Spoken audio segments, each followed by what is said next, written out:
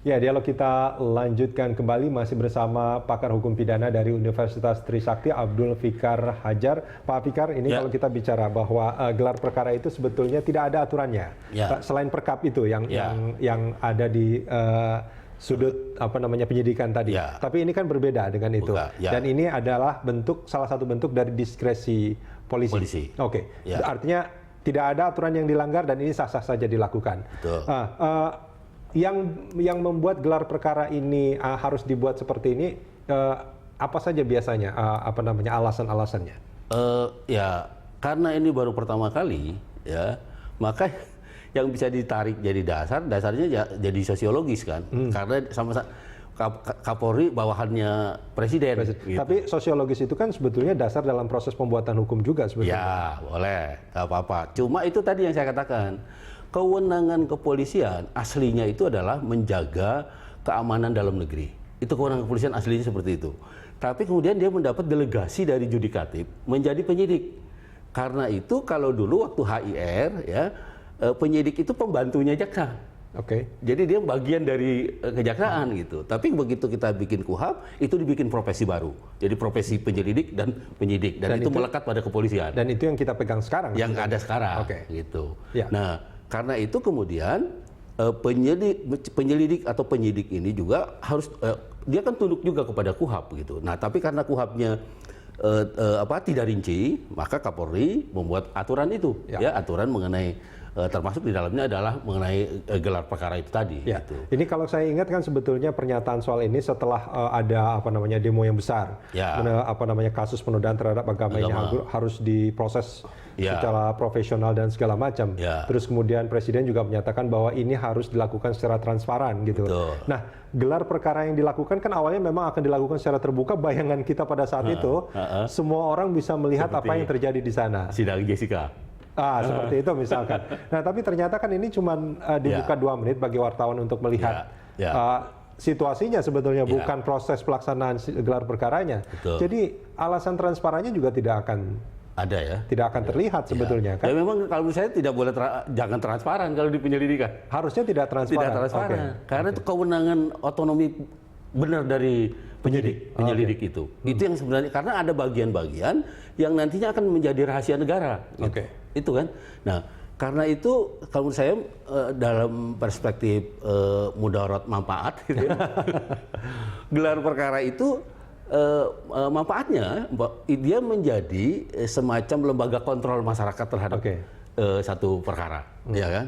Nah, itu positifnya atau manfaatnya gitu. Tapi ada mudaratnya, ya.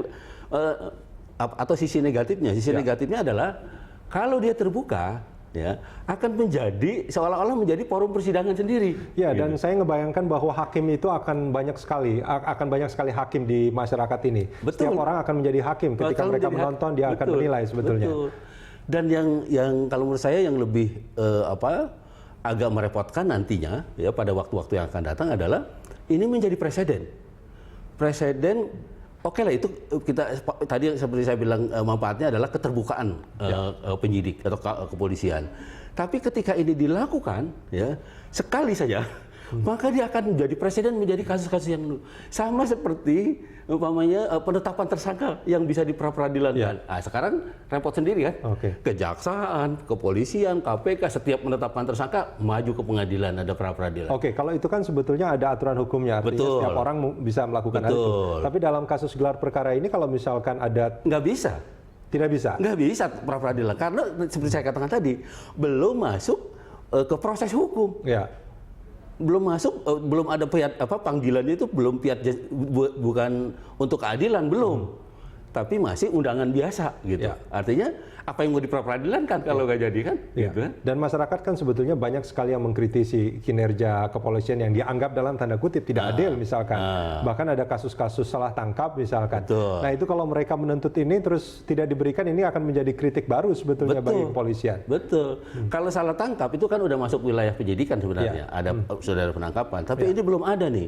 Akan banyak orang menuntut setiap laporan atau pengaduan minta gelar perkara. Minta gelar perkara.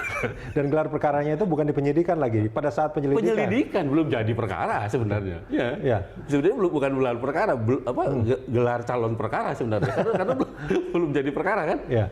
Baru akan menentukan ada nggak perkaranya atau ada nggak peristiwa hukumnya kan. Ya. Seperti itu. Nah, kalau dalam proses penyelidikan itu biasanya ada nggak sih? Ini kan sekarang dipertemukan antara pelapor dan terlapor, bahkan ahli-ahli juga dipanggil di sana. Ini dalam proses-proses penyelidikan umumnya pernah nggak ada di crossfire gitu? Artinya apa namanya terlapor dan pelapor itu memang dipertemukan untuk ini apa namanya keterangannya itu di satu peristiwa itu. Keterangannya itu diadu seperti itu. Nah gini, begitu ini kan pelapor dengan terlapor, ya.